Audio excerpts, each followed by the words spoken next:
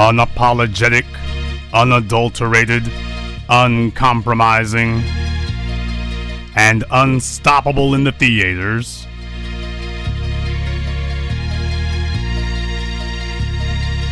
Greetings, brothers and sisters from around the world, and welcome back to the home, the haven, the stronghold, and the super fortress of intelligent black thought.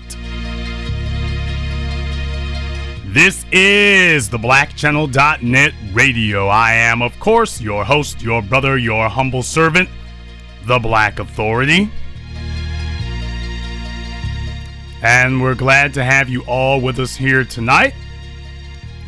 The telephone number, as you can see from your screen, is 646-787-1933. That's 646-787-1933. That is, of course, your personal access code to the blackest radio program in existence, the only one of its kind on planet Earth today. You definitely should join us. We've had quite the momentous week since we last got to sit down and discuss things with each other. And I hope that you all got to be a part of it.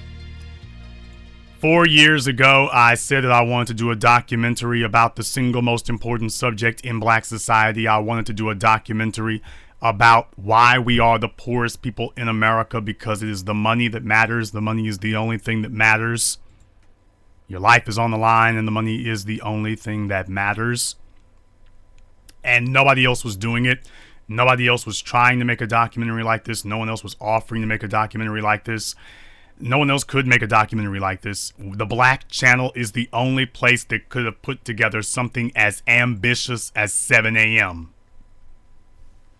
And so I got together with a few other people and I said, let's do it.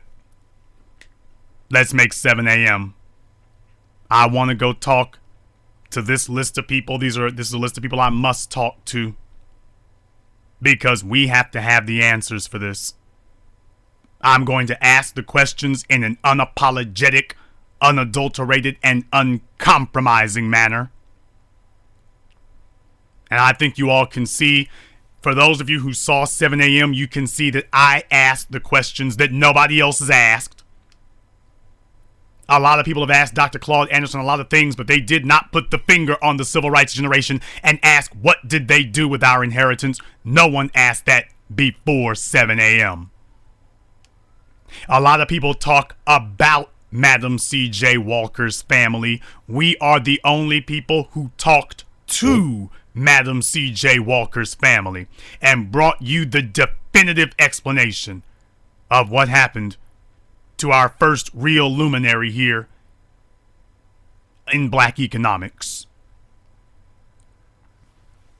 We are the only place that actually brought you the answers about it. The only one.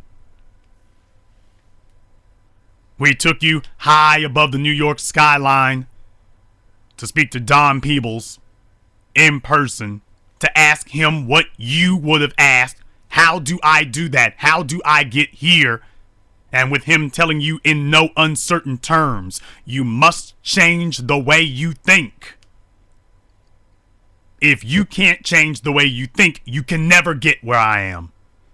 And he explained it in detail. We took you step by step through the millionaire's mind, so you could see the difference between the way that he sees things and the way that he interprets things and the way that he regards things and the way that everybody else is out there talking about it, because everybody else out there wants to say that they're talking about economics, but then you actually ask them to show it. And that's where the wheels come off the wagon. When you actually ask them to give you some details, that's when things fall apart. That's when everything falls apart for you. We took you on location to the places. We take you to Philadelphia. We take you to the Negro League's Memorial.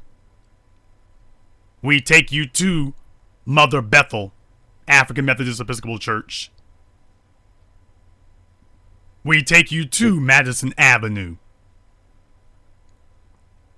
We take you to Dr. Claude Anderson's fishery and give you a walkthrough so you can see that the prophet of powernomics is not just giving you theory. He knows what he's talking about because he lives it every day. And you got inside access that you have seen nowhere else from anywhere else.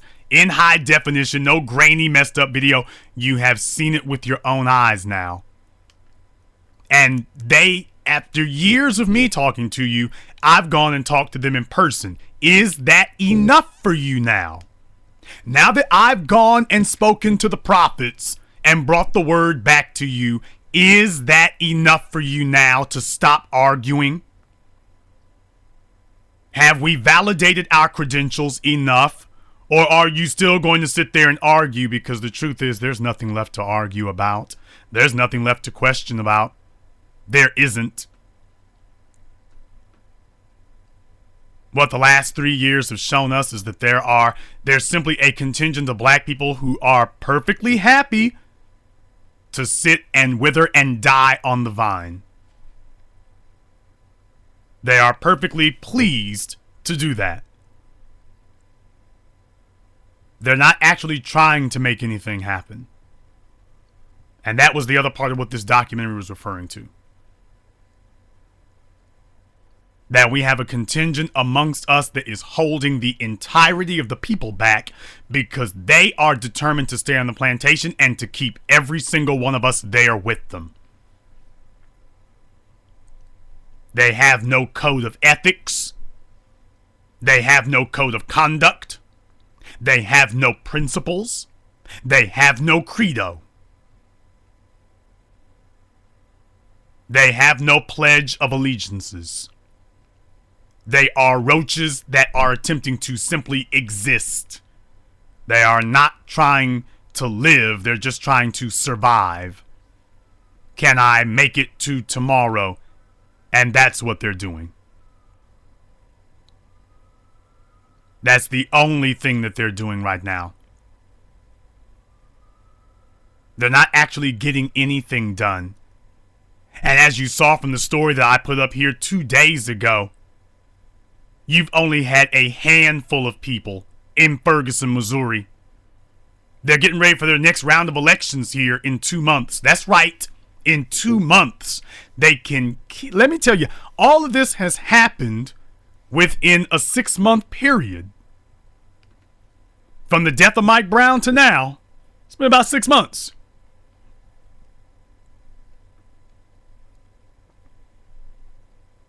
And what you have witnessed is the reason that Darren Wilson felt so confident. And you could see it in the ABC interview. That he had that swagger to him. Why, he has nothing to fear from you niggers. Because there's nothing you can do. The power is sitting on his side, not yours. You see, the truth of the matter is that Jay Knowles and Bob McCullough and all of their evil, twisted ilk, they knew things about Ferguson that the rest of us didn't know. They knew that the black people of Ferguson have accepted their fate. That they have outright rejected prosperity and have accepted their position as a subservient dog class in Missouri. I'm just stating it like it is. They've accepted it.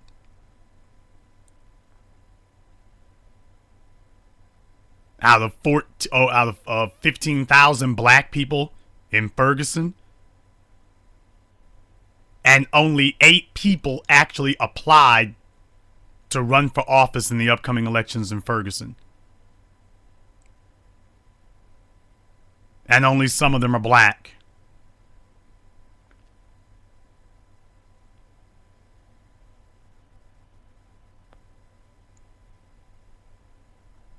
Only some of them are black. Only some of them are. And what has happened now is we have a situation where we as black people are seeing our survival being mitigated by individuals amongst us who are determined that they are simply not going to grow up. They have determined that they are just not going to grow up at all. The reason that 7 a.m. could not have been made before now is because most black people are operating on a childlike intellect. Just like on the plantations, they've been infantilized. Have you ever tried to walk up to a 3-year-old and get him to talk economics with you while he's playing with his toys? Have you ever attempted to do that? Attempted to talk to him about an adult subject while he's playing with his toys? No, he doesn't want that.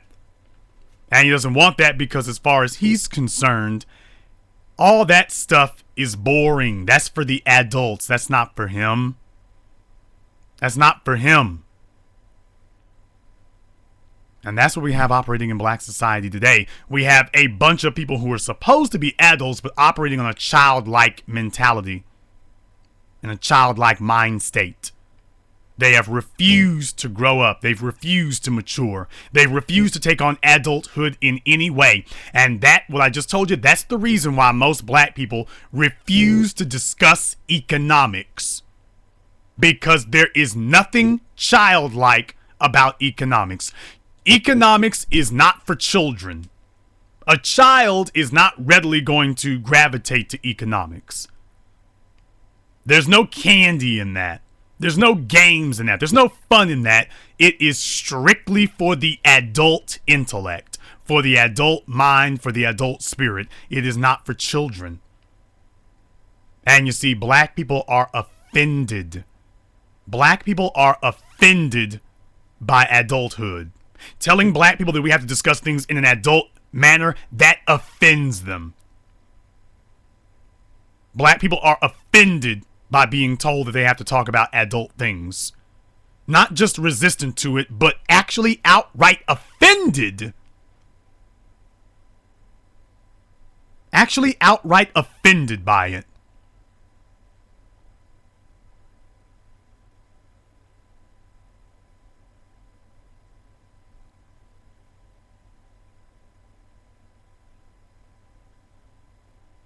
No wonder we can't build an economy. Because you see, children don't build economies, adults do. But when you have a group of people in a society, when you have an ethnic group who is emotionally retarded in their growth and is desirous to operate like children, no wonder you can't build an economy. I've had a number of people contact me about screening 7 a.m. When I say a number, I mean dozens. My email has just been blowing up. My email has just detonated in the last 7 days with people wanting to screen 7 a.m. across the world, not just across the country, around the world they want to screen it. But I've noticed a trend among a lot of these people. They ask about screening 7 a.m.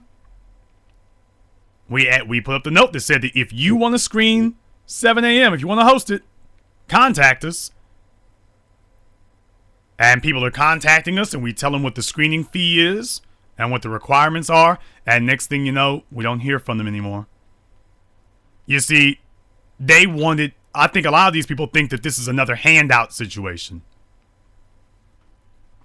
I think that a lot of these people thought it was another handout situation where they just walk up to us like the government welfare office and say, hey, I live in Fargo. Why don't you screen 7 a.m. there? Munch, munch.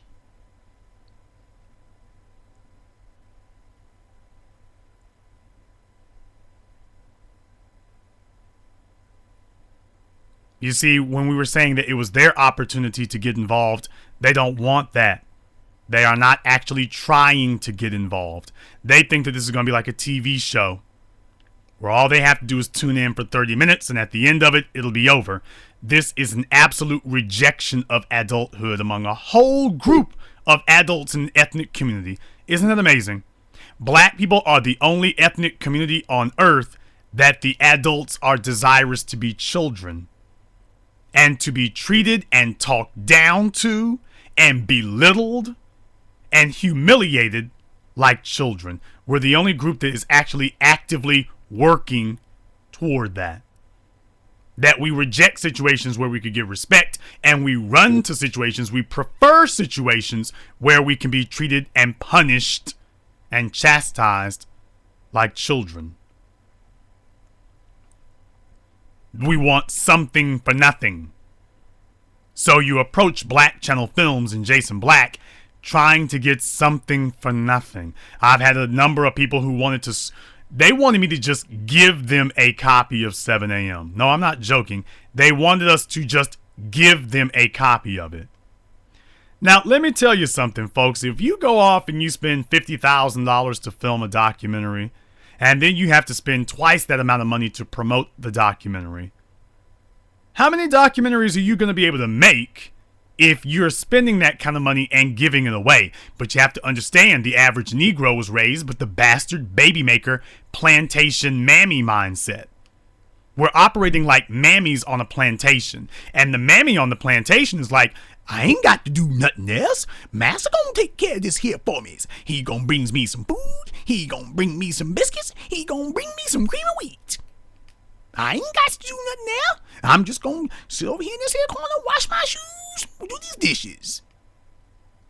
We have adopted that plantation mammy mindset, where we're expecting somebody else to take care of the serious work for us, while the menial tasks are reserved so we can continue to operate and behave like children. We want to leave adulthood up to other people so we can be the kids. I don't respect somebody who tries to get something without paying for it. And I don't trust anything that I got without paying for it. If I didn't pay for it, I don't trust it. That's just real talk. If I didn't pay for it, I don't trust it. I do not trust it if I didn't pay for it. If somebody walks up to me trying to hand me something, I got questions about you, Jack. If what you were offering were so valuable, why are you just giving it away? Why are you just giving it away if it's so valuable?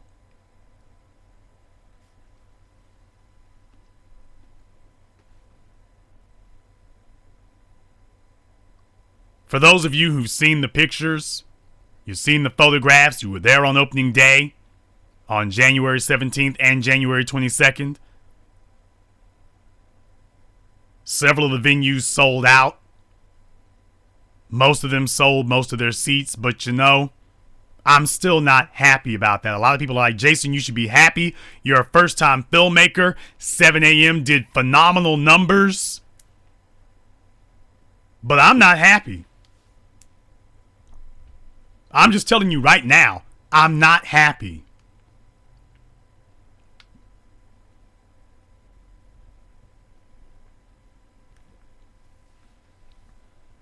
I'm not happy about it because we had thousands of people around the world, thousands of people showed up to see 7 a.m. in the last 7 days. Thousands.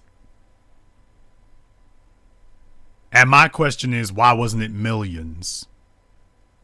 We should have had millions of people showing up at those theaters.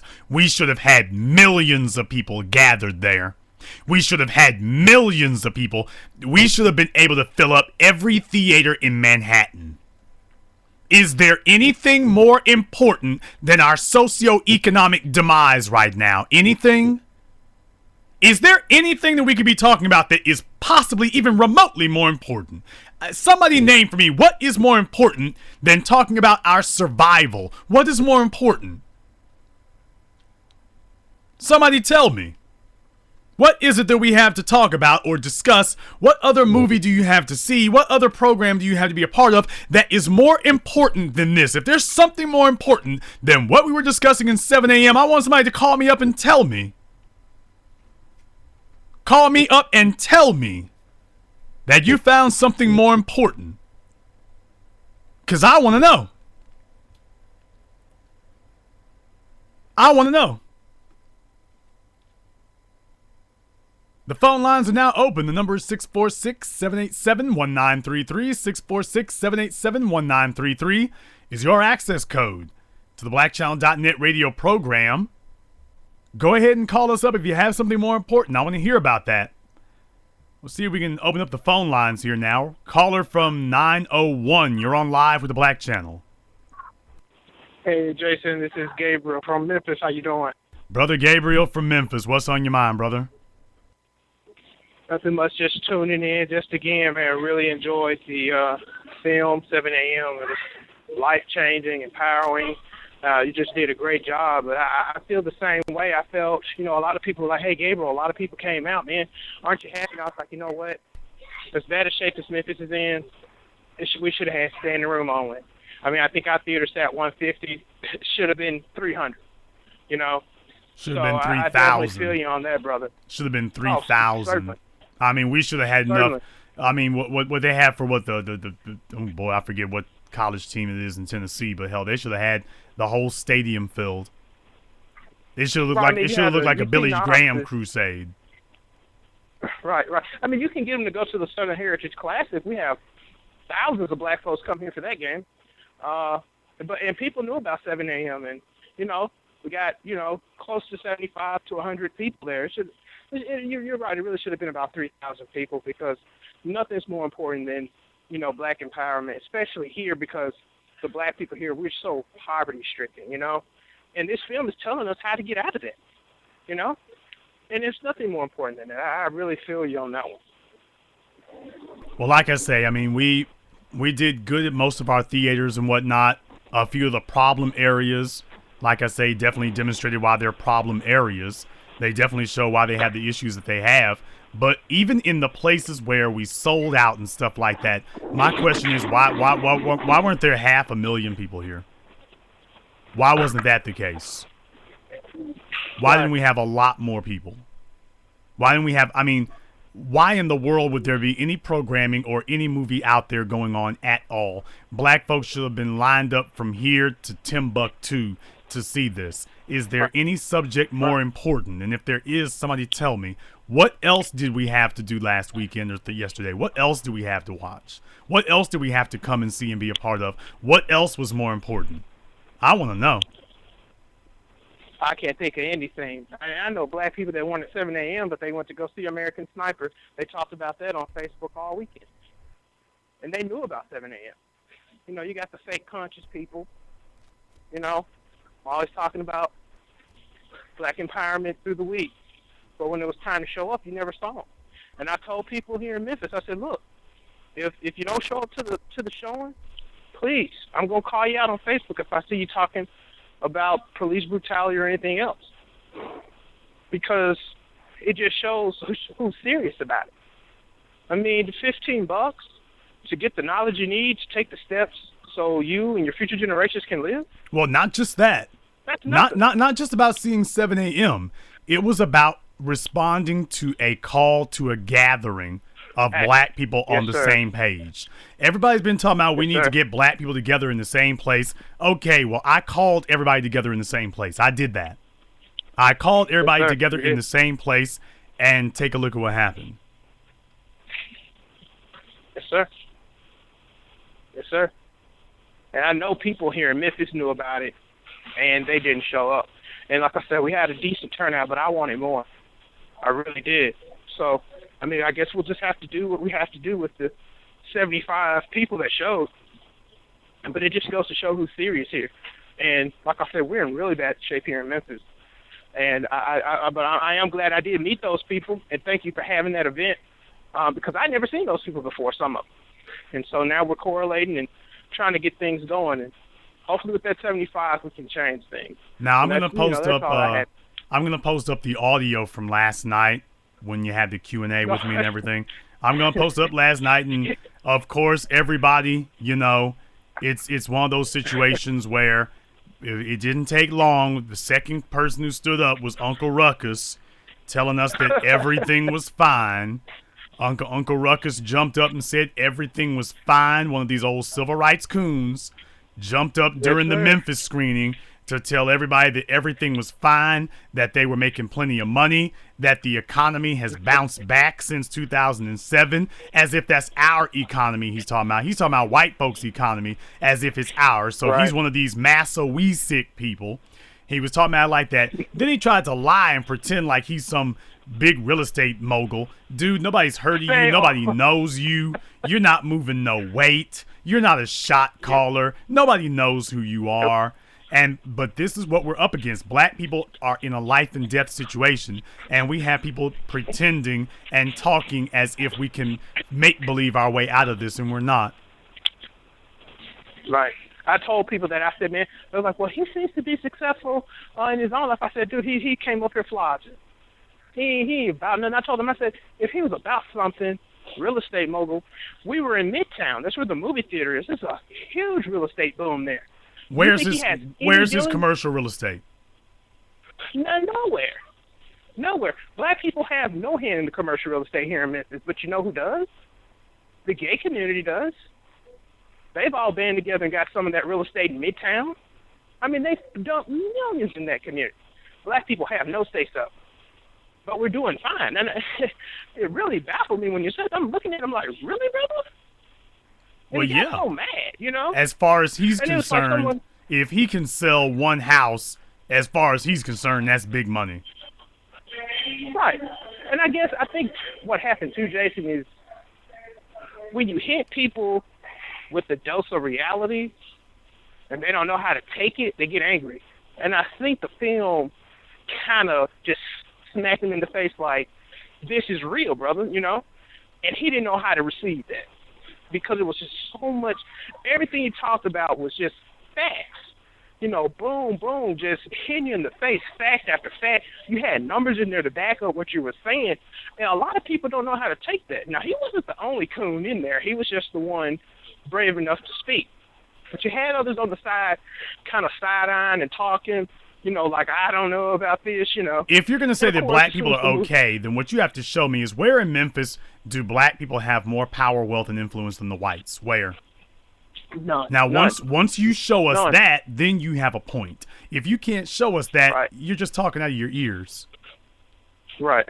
And that's what he was doing. I told him, I said, man, that guy, he's just talking. He doesn't own anything. He doesn't control anything. He's just talking. He's mad, upset.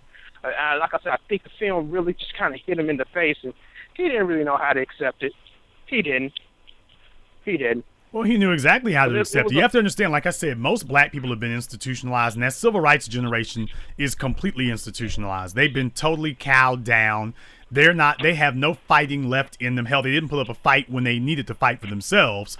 We would be a fool to think that they're going to fight for us when they never fought for themselves. So all he wants to do is, in his mind, even when he talks to other black people, there's a little white supremacist on his shoulder. And that little white supremacist is checking him and pulling his card.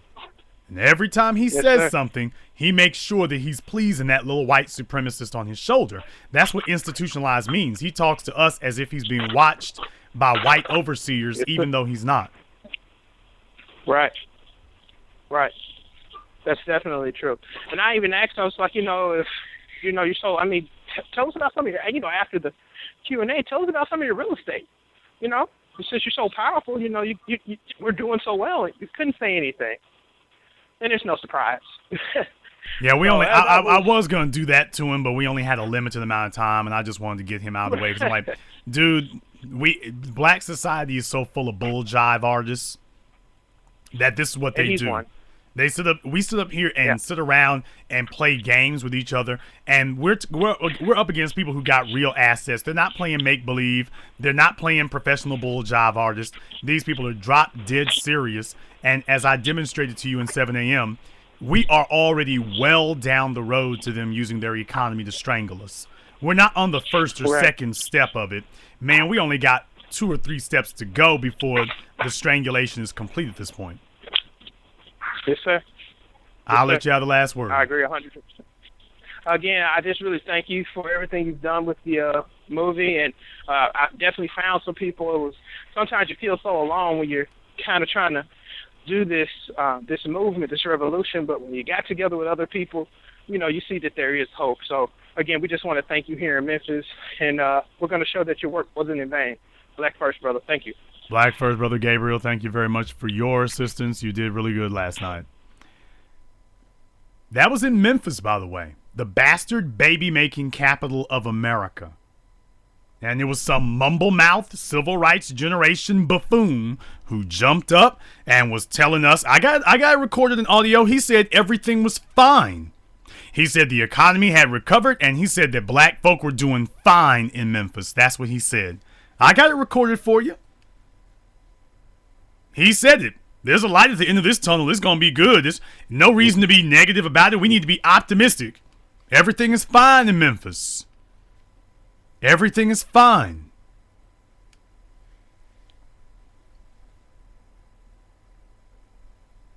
And you are going to get gunned down by the police or gentrified straight out of your neighborhood.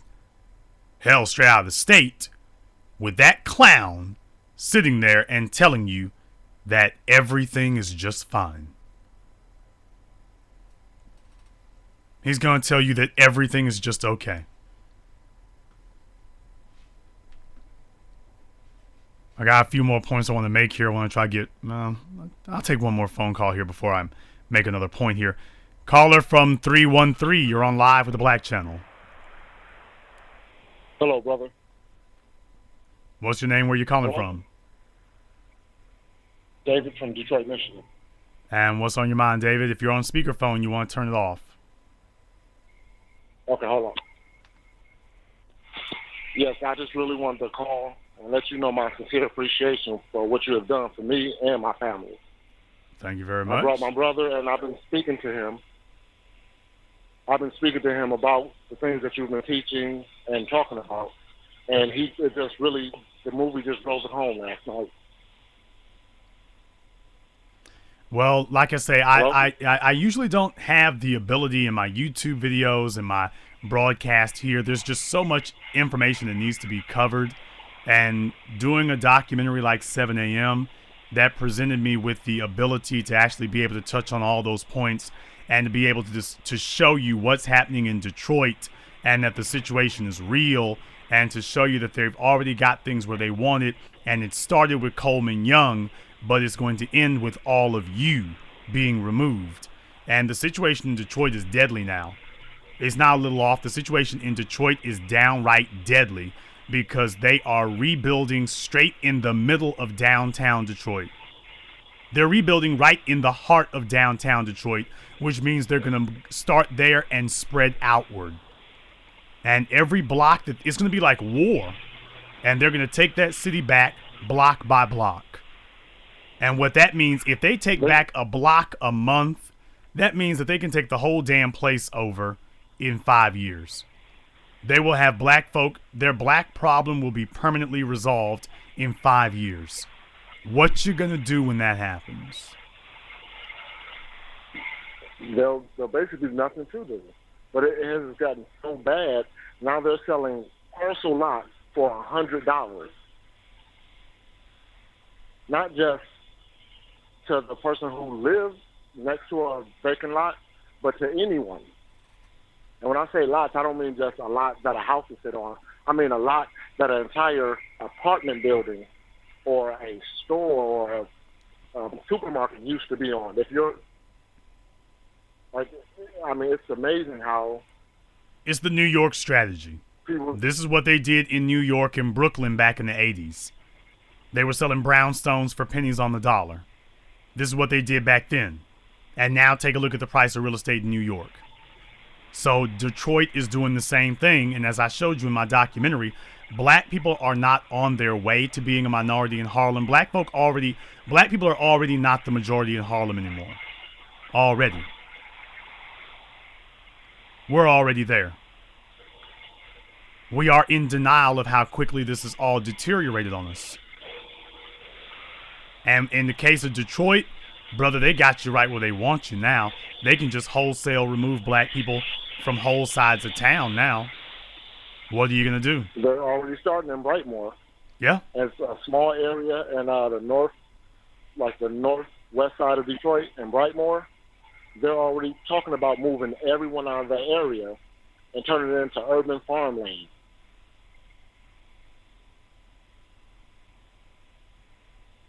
And it's just amazing to me. But I just really wanted to tell you thank you, and I'm going to keep on listening, and I'm going to get the word out to as many people as possible. Well, thank you very much for joining us here in the case of Detroit, brother. Like I say, I don't know if it's already too late or not.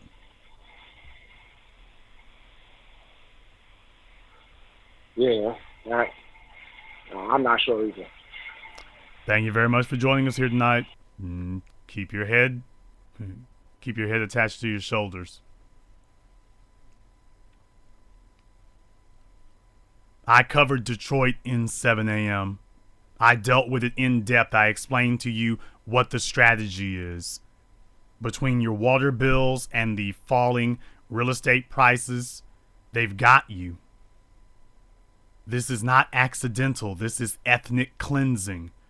21st century American style. They will simply make it economically impossible for you to remain. And because you have no economic foundation in place, you have nothing to... Forget stopping them, you can't even slow them down. You can't even slow them down. But I guess that's what 7 a.m. is about also. Because you see, there's a contingent in black society, which actually is the majority, that has just resigned itself to its fate. There is a majority in black society that simply says, you know what? I don't have to do any better. I don't have to make any changes. I will just scurry like roaches. I'll be like cockroaches. I'll do like cockroaches do, and every morning I'll get up and try to scurry to work, and try to scurry home, and scurry to the store, and try to scurry back. We'll just see if we can do that real quick, and hopefully I can be quick enough that Daniel Pantaleo or Darren Wilson won't get behind me. Hopefully I can make it from point A to point B before one of them gets a hold of me. Maybe I can make that happen. And the truth is, most black people have resigned themselves to that fate. Why didn't we have millions of people showing up for this? I know a lot of people are saying, man, how much do you want? I want black empowerment. Why didn't we have millions of people showing up for this? Why don't I have 100,000 people asking about screening this film? We got dozens right now. But why don't we have thousands of people asking about filming this thing across the world? Why don't we have that instead? In other words, why do we not have an entire galvanized group of people in this country who understand what the problem is and are up and doing something about it? This is showing me you don't take this situation seriously. We did a fair amount of expensive advertising in New York City. Every single black person in Harlem should have been at the SVA. It should have looked the way it did in Harlem when Jackie Robinson got called up to the Brooklyn Dodgers. It should have looked like that. That's what it should have looked like. It should have been teeming throngs out there in the streets. Should have been all those people you see protesting, that should have been filling up the streets in Manhattan for 7 a.m. We should have had every theater in that entire city booked solid. That's what it should have looked like. And the fact that we didn't have that, yeah, I mean, people are saying, well, didn't you do fine like you are? You're missing the point. The point is not, did we do fine for ourselves? We as black people sit up here and look at ourselves and say, well, if I'm doing okay, everything's all right. I'm taking a look around the world. I'm taking a look at us as a people as a whole. And as a people as a whole in Harlem and Brooklyn and Staten Island, we should have made American Sniper look like a flop. We should have had American Sniper looking like a flop. That's what we should have had. And the reaction and the response that we got, what that demonstrates to me is that most of the people who showed up, they came from Harlem and Brooklyn. Where was Staten Island? Where were you, Staten Island? And what this shows me is that Staten Island learned nothing from the lessons of Eric Garner. Absolutely nothing. They were not a galvanized people who were taking this threat seriously. That was not what was showing up there last night. We got some folk who get it and some who are still grappling and arguing and fighting and living in denial.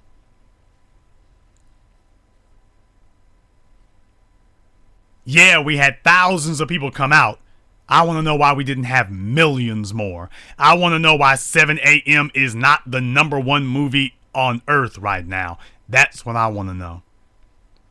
Because if we are the poorest people in the world, this was an opportunity for us to show that we are the smartest people in the world. But black people have a habit of passing down poverty to the point, black people, you're supposed to be ashamed of being impoverished. You are supposed to be ashamed of being in poverty, and not only should you be ashamed, you should be humiliated if your children are growing up in poverty. You are supposed to be humiliated. You're supposed to be humiliated when your children are growing up with less than other people have. You are supposed to be suicidal because you're supposed to feel like such a failure. And in black society, we have adopted the identity of the po folks to such a point that we think it's a happy thing now to be the po folks.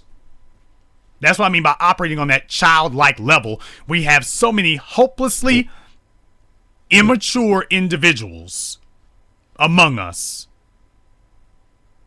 that they're actually happy dancing the jig and being broke. It's not like dealing with an adult. It's like dealing with a 3-year-old. Amazing. Amazing. When I say black empowerment, this is the way I think of it. This is the way I see it. Because I know the numbers that we need to galvanize on this. And this shows me that you didn't learn anything as a group. As a group. Didn't learn anything from that. I didn't say did we do good on our turnout. Well, yeah, we did good with our turnout, but I want to know why we weren't able to book solid for a month. Oscar Grant got gunned down in Oakland, California. Why didn't we have Oakland booked solid for a month? And the fact that we didn't do that tells me that you don't take the situation very seriously in Oakland. Oscar Grant and what happened to him, you've already dismissed the lessons of Oscar Grant. You already dismissed it. Washington, D.C. sold out.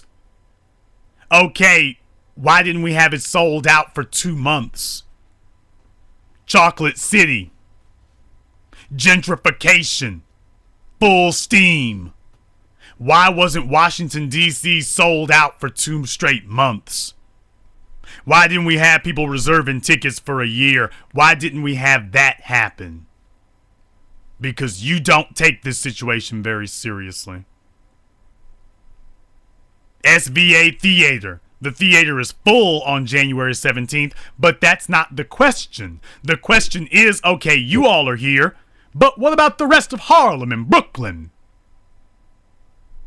What about the Long Island, Staten Island, Queens, Yonkers? Yes, I said Yonkers. Why is it that we were not just lighting that place up?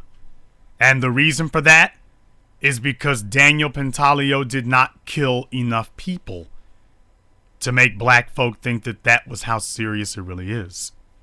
Most black folk are so cowardly and afraid today that they won't lift a finger to save their own lives, and they are just waiting for somebody to make a direct threat against them personally before they get up and do something about it.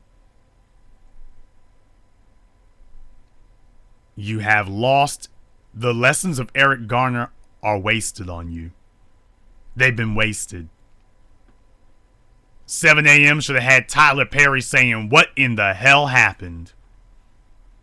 I mean, tell me seriously, what else do we have to talk about or discuss? What else is there to talk about and discuss? Well, TBA, I thought you did good on your numbers and people want to screen it. That's not the point. The point isn't to be number one. The point is, why weren't we the only one? Nobody would ever know that black people were standing at the precipice of annihilation today, looking at the way that black people act. Nobody would ever guess that we were on the verge of death today by looking at us. Nobody would know it. Nobody would know that. You would never guess that black people are staring down the barrel of annihilation, taking a look at the way that we respond and act as a people. You wouldn't know it. You would never guess it. You couldn't tell, not by looking at the way we act, you couldn't. Not by looking at us, you can't. Not by looking at us. And this pathology, this pattern of behavior that we have of impoverishing ourselves generation after generation, that was why I took you on the journey that is 7 a.m. That's why I gave you all the details. I showed you the parallels between what happened to the Negro Leagues and what happened to the black hair care industry to show you that this is what you're really up against.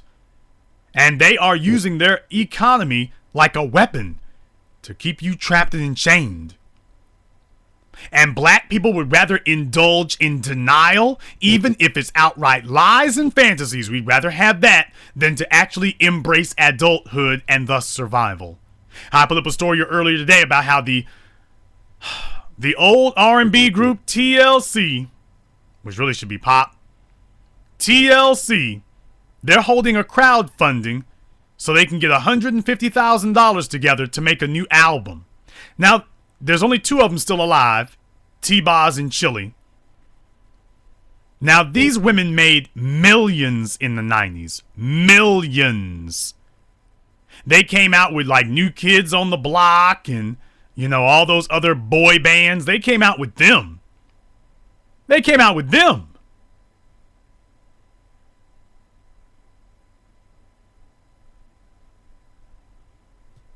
And now they are asking for donations to get $150,000 so they can make a new album. Do you know what that tells me?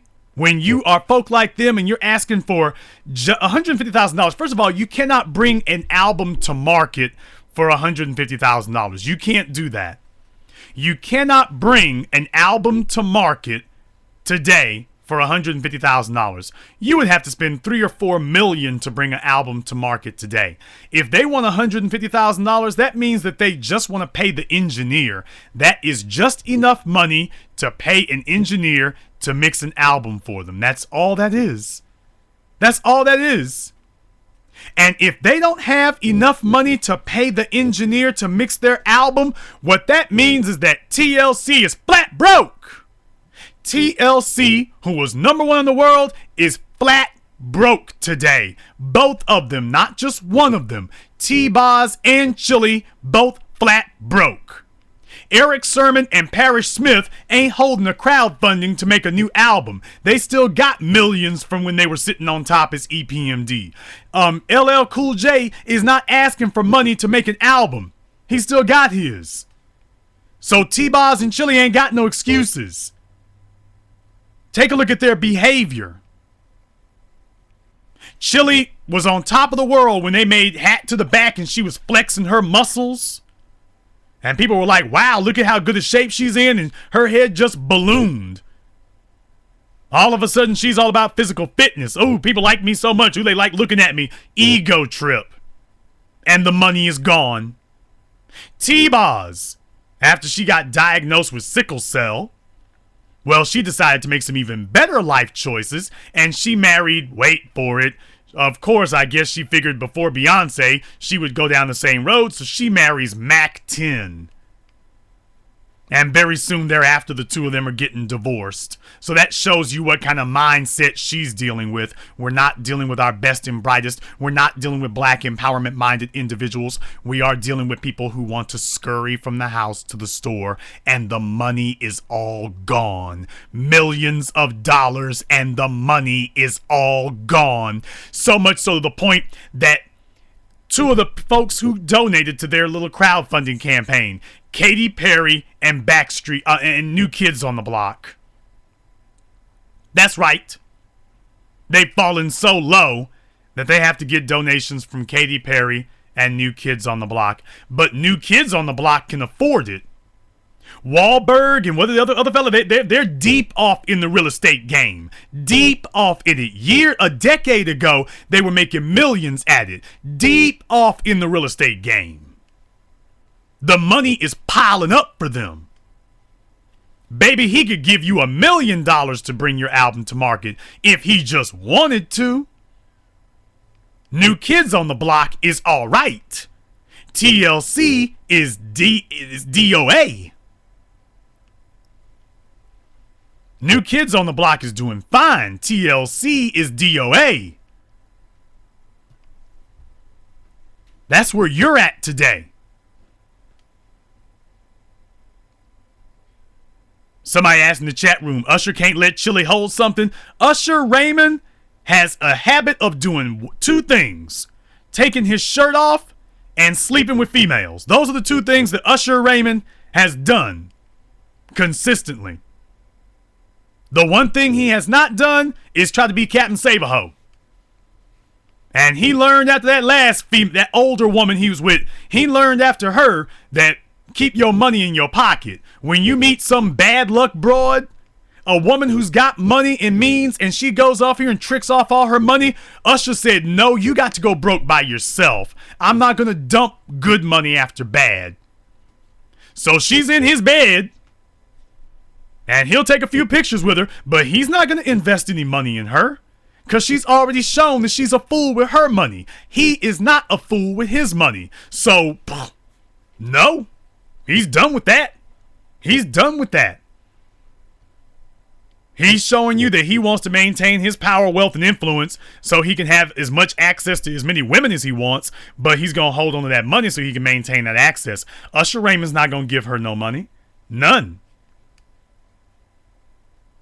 And that kind of makes you wonder, why would she still be running up behind somebody like that if he's not going to do anything for you? That kind of tells you what he thinks of you. But what's she going to do? She going to get flipped with him? She's going to get smart at the mouth with him? Is that what she's going to do? She going to get a flip mouth with him? How is she going to do that? Because he's the one with the money. He's the one with the record contract. He's the one in the business. She's trying to get back in the business. He is still in the business. She doesn't have any grounds to run her mouth. And black men, I hope you all took a lesson from Usher Raymond in this instance. When you have the power and the influence, your female is not going to act a damn fool. If your female is acting a fool with you, it's because she thinks she's got one up on you. When you show her, baby, I don't need you. Next thing you know, she's in line. He's not arguing with her. There's not this Chris Brown with Rihanna situation. He's not having to sit up here and Bronco bust her. He's like, baby, look here. I'm doing you the favor. Just by answering the phone, I'm doing you a treat. Not the other way around. And she knows it. He doesn't have to sit up here and advertise it to all of you. He knows it. And you should know it. So I hope the men are taking lessons from Usher. Because he's not begging her to act like she got some sense. He's not begging her for nothing. And anytime she wants to leave, there's the dough. Be on the other side of it. But he's not going to sit up here and hurt himself to keep you. Yeah, you're in good shape and everything. That's real cute. But baby, you ain't giving him nothing he already got. And that's why you as black men need to be men of means. So that you don't have these kinds of stupid conflicts with females. Because a female challenges a male that she thinks is in an inferior position. She doesn't challenge a male who she knows is sufficient. Once you show her that you're self-sufficient, there ain't nothing to argue about. And you won't argue with her either because your time will be too valuable for that. A man who's got the time to argue with a woman for hours, his time ain't worth nothing. Because I don't have time to argue with people for hours on end. I just don't. It's going to be my way or the highway, but I'm not going to argue with you for hours on end. My time is too valuable.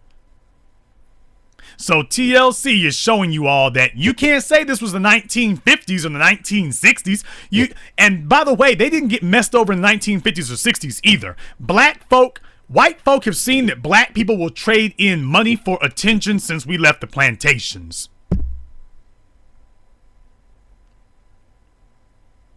White people have understood that black people value attention and validation more than money since we left the plantations, and they have been using that character flaw against us every day ever since.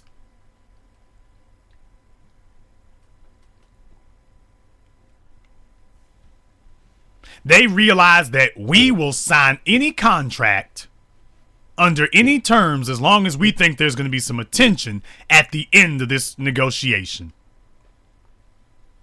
Black people will sign over millions of dollars if you will get them on TV. If you'll let us get on television, we will sign away all the money. You keep all the money, we get all the publicity. And we have always been like that since we left the plantations. Jack Johnson was not about black empowerment. Jack Johnson was about money, hoes, and clothes. He wanted to have sexual access. That's what Jack Johnson was about.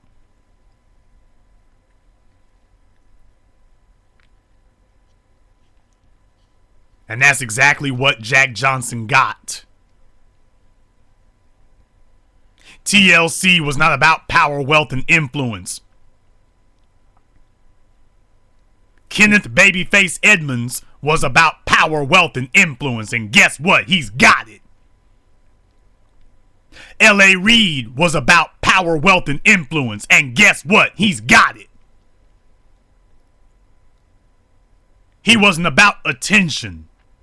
That's why Kenneth Edmonds went from being a singer to a producer and never looked back. He didn't need attention. He wanted power, wealth, and influence. L.A. Reid left from in front of the microphone to producing, never looked back. He did not want attention. He wanted power, wealth, and influence. And he got it. TLC never tried to get power, wealth, and influence. Black folks sit up here and grow up as a bunch of po folks from the projects, and we spend the rest of our lives trying to live like po folks from the projects. And when the money is all gone, we want to try to close the barn door after all the horses have left. We want to try to sit up here and change things when it no longer matters. You got black females with 4 and 5 babies, tattoos from head to toe, and now they want to act right. Now that she's got all these children hanging off of her like swamp moss, now you want to act like a sensible female. Now that it no longer matters. You got them kids now, it doesn't matter how you act. You're not prime real estate anymore. When they're prime real estate, they want to act a fool. Black men want to sit up here and trick off their best years of working, and when we finally do get something together, we want to act a damn fool later. We want to sit up here and chase interracialism. We want to sit up here and chase consumerism. We want to sit up here and chase non-productivity. We want to chase attention whoring. We don't want to build nothing.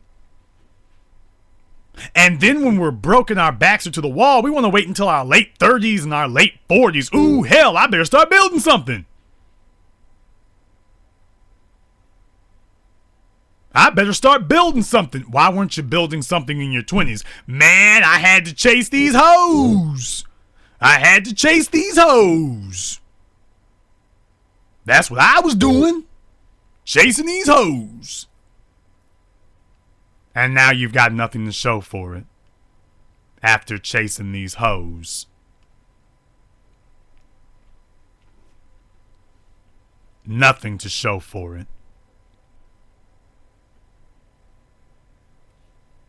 Black people want to sit up here and start rebuilding our lives when it no longer matters. Tell me, what good is TLC going to do us today? They're both two broke 40-something females who are desperately trying to use some popularity from the 90s to try to correct their financial position. Why? Because T-Boz and Chili are both broke. Millions of dollars. This ain't the 1950s or 60s. These weren't shady people with shady contracts. These two women tricked off their money well after they were grown. Well, long after they were grown. This was not Pebbles, and this was not Babyface cheating them. They were not robbed. Neither were the Ink Spots or the Temptations or the Four Tops. Nobody robbed these people. They got Cadillacs, they got shoes, they got snakeskin gators. And that was what they wanted. They wanted to be superstars in the hood. And the white folk gave them a Cadillac and some shoes and said, go be a superstar, nigga. And that was what they did. And after they realized that a car and shoes are not assets and you cannot sell them for more than you got them for, now they want to say they were cheated. Because they see that the people who gave them that car kept the money. And you signed over the money so you could be on TV.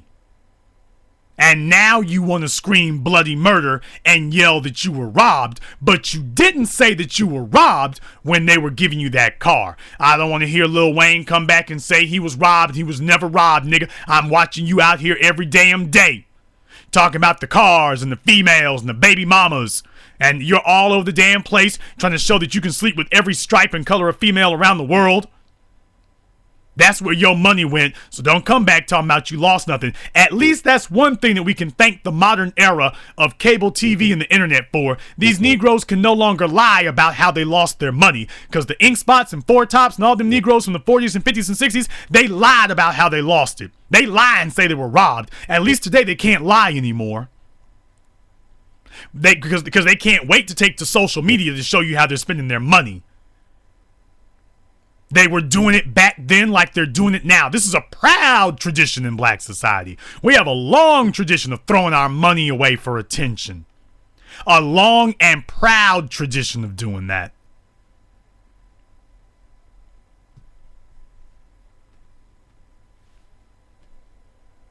Because we are expecting that we can use our money to play with, and that there's some mystical, magical white person out there somewhere who's going to come along at the last minute and save us.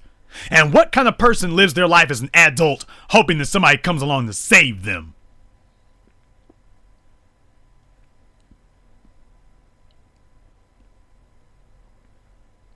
You know, it's pretty pathetic when you've gotten that far along. Pretty pathetic. We're going to open up the phone lines again here now. Let me take a caller from 773. You're on live with the Black Channel. Black First Jason, this is Jalen, calling from Chicago, but right now I'm in Champaign, Illinois. And what's on your mind, brother? What's on my mind is like, okay, I think it was about Tuesday or Thursday, you know, I'm taking a class,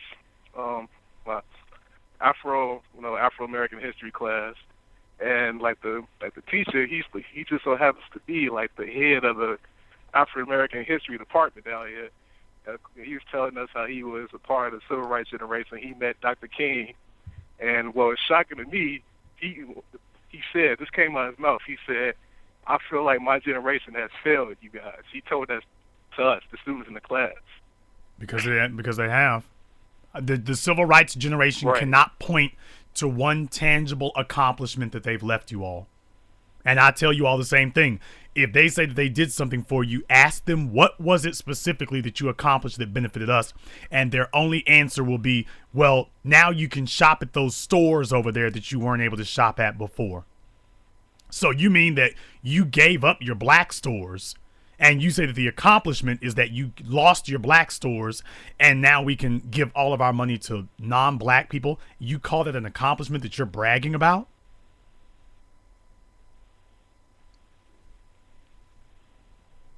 And then like after the class, I personally like went up to him. I told him like, man, you like one of the few from the civil rights generation that said this probably like the only, but one of the few. And he said, yeah, man.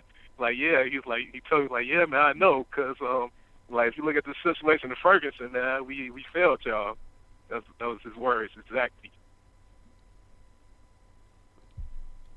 There is no infrastructure in place for us to fight the system. We're trying to build one now. Where is our black communications infrastructure? We have black newspapers. Where is our black media infrastructure? Where is our black educational infrastructure? Where is it? We used to have a black economy. We gave that up. Black cab companies, bus companies, movie theaters, we had that, and we gave it up. And as I explained last night during the Q&A, it would be impossible for you and I, no matter how much money we had, you and I could never go into Chinatown and buy out their businesses and get them to integrate. There's no amount of money that you and I could go into Chinatown with and get them to integrate with us. It'll never happen. And the reason why is because they understand that you cannot survive as a people without a code of conduct. You can't survive as a people. And they understand the code of conduct. They're not going to make any decisions that do not benefit their group's self-interest. Us, on the other hand, other people can walk into the black community and buy off everybody. Dre got bought. TLC got bought. Birdman, Nicki Minaj, all of them are wholly owned subsidiaries of white supremacy. Black people could never walk into a non-black community and go buy up whole parts of it wholesale. You and I could never go and buy Vidal Sassoon. They would never sell it to us. We'll sell our black hair cosmetics companies. We'll sell those. We will sell our black hair cosmetics companies. You go try to buy Max Factor and see what happens. Go try to buy Paul Mitchell and see what happens. Go try it and see what they do. Go try to buy CoverGirl and see what happens when you get there. How about Revlon? Go try to buy Revlon and see what happens when you try to buy it. I don't care how much money you have. They would never give it up to you. They would never give it up to you, not unless it was no longer worth anything. Now, when it's no longer worth anything, they'll sell it to you. Ain't that right, Michael Jordan? Once they've run it ragged, they'll sell it to you then. But if it's worth something, they're not going to give it. There's no amount of money you can approach them with that will allow them to sell it to you. None. None. And as black people, we don't leave assets to our children to build on. We're too busy. Black people are the worst people in the world about sabotaging their own children. We know that we live in a world that runs on money, and we give birth to children and say, let them fend for themselves. That is treason. And I've said that everywhere that I've done a Q&A, that we are the biggest proponents of treason against our own children. Your children should be starting out the block with assets waiting for them. They should have assets, social institutions, social clubs where they get together, where you've inculcated them to say that this is where we come to get together and to discuss and organize and strategize what we do as black people in Chicago. You all don't have nothing like that in Chicago. Plenty of gangs, plenty of nightclubs, but no place where you organize to discuss building power, wealth, and influence. And I know you got it in Chicago, like we got it in Shreveport, like we had it in Dallas, New York, and everywhere else. I'm sure you got those private high-rise clubs where you can see the damn limousines pull up at 2 o'clock in the afternoon. And all the black folk are running around helping these white socialites out of their limousines and stuff. And they have these meetings every week or every other week where they discuss what they're going to do to hold on to their power, wealth, and influence. And we don't. And we don't. And that was supposed to be waiting for you. White folks' children didn't have to make the Masons. It was already waiting for them. They didn't have to make Skull and Bones. It was already waiting for them. They didn't have to make the Council on Foreign Relations. It was already waiting for you. Where is our organizations where we organize to build power, wealth, and influence? In the NBA, they should have a damn secret society. All those black men with millions of dollars, they should have a damn secret society in the NBA. Where all the black men get together. Super secret handshakes and hand symbols and eye winks and stuff. They should have a whole secret society. You can call it the Players Club. You can call it the Players Club. And the black males should be having it organized because Steve Ballmer strategized how he was going to get in the NBA. And the black players should have had the NBA locked down. When that team came up for sale, that should have been only available to a black man. The Clippers should have only been available to a black person. They should have made it should have been clear to Silver that, oh, the team is up for sale, but it's going to one of us.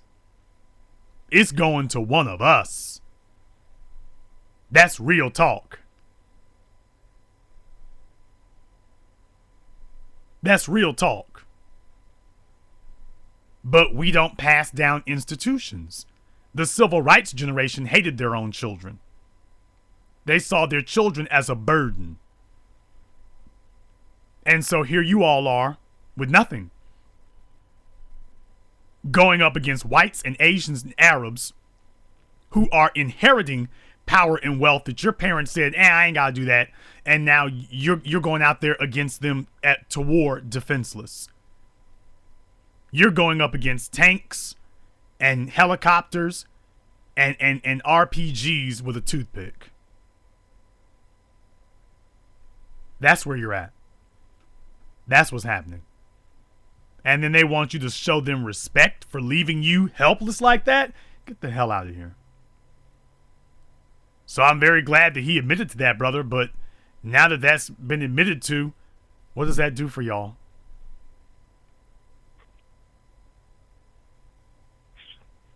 S-H-I-T. Because what he's doing is he's agreeing, boy, we sure did mess y'all over. Okay, well, you're agreeing that you see my situation, but how does that help my situation? How does that help me? And the answer is it doesn't. It doesn't help you at all.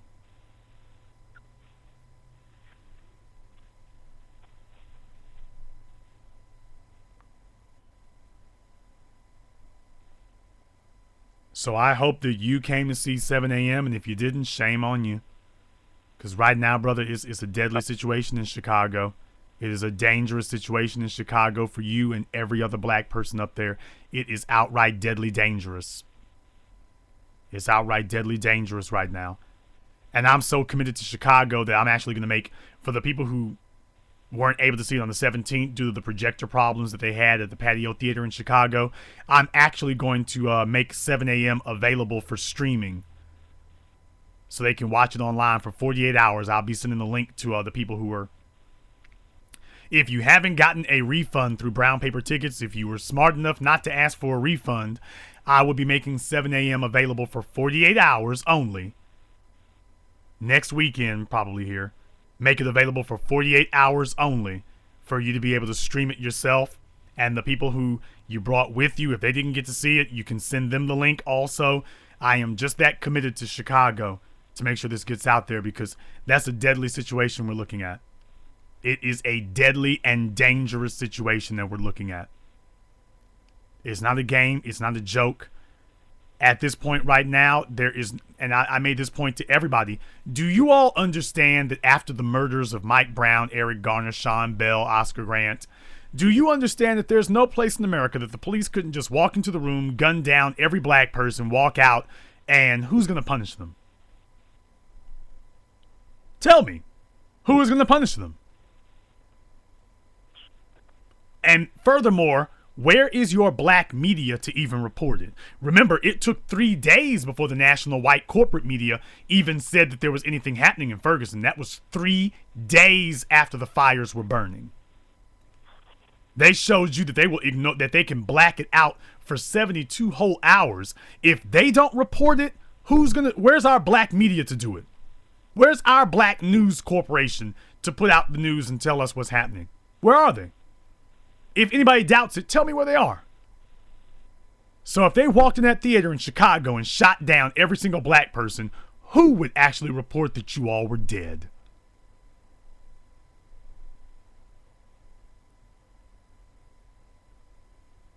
You don't even have anybody who would actually be able to even tell.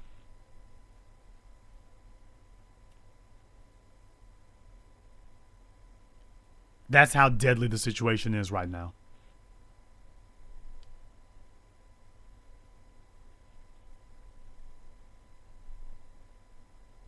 I'll let you have the last word. Well, I'm going to say I was definitely there on the 17th at the Patio Theater, but I'll be looking forward to next weekend for the link for the online stream. So I'm in school right now. Yeah, Black First.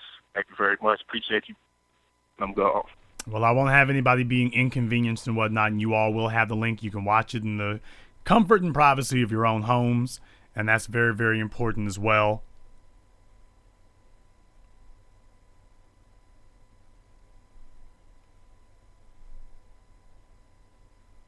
For everybody who didn't get to see it on January 17th, I'm committed to making sure that is available for you, because I do want people to be able to see it and whatnot who tried to come and see it. For everybody who didn't try to come and see it, hey, you're on your own at this point.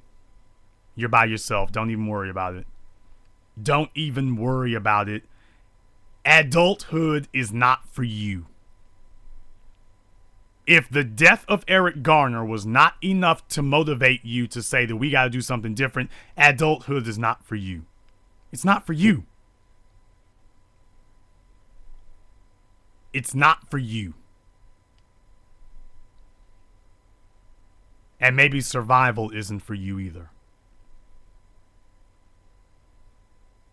For everybody else here, we had a phenomenal time. People are talking about it everywhere. My inbox has been blown up. We definitely made this an event. A lot of people are logging this. A lot of people are trending it.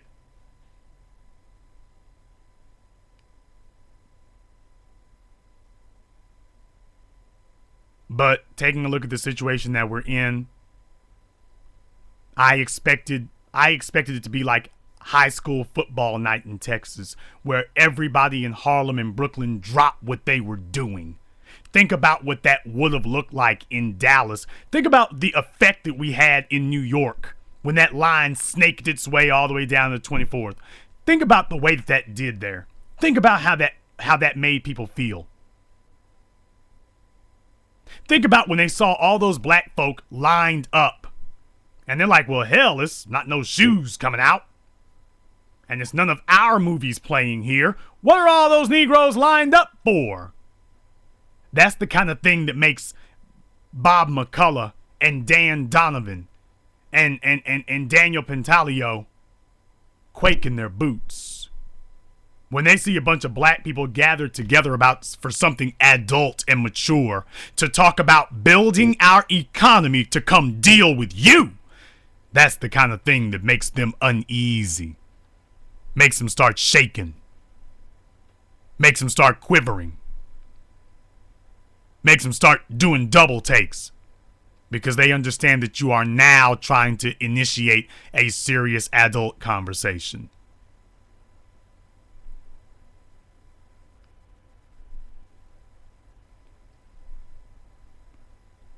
That's what's going to get their attention and make them say, oh. When they see black people lined up like that, they understand it's new.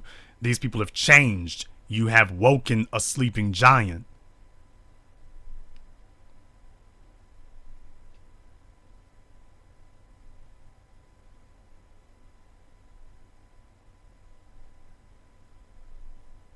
But for everybody else,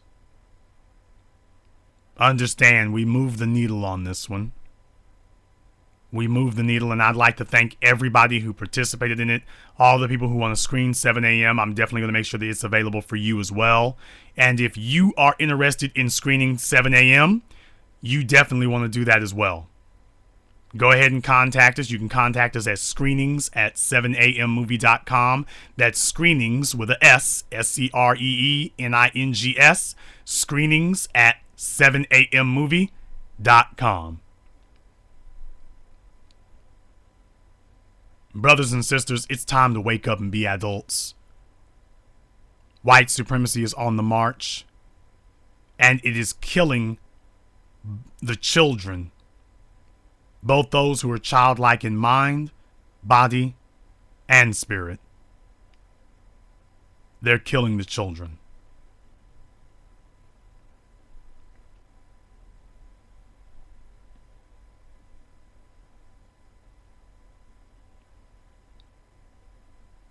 And this concludes tonight's broadcast of the BlackChannel.net radio. I am your host, your brother, your humble servant, the Black Authority. And until next time, brothers and sisters from around the world, remember, black is the future, and the future is already here.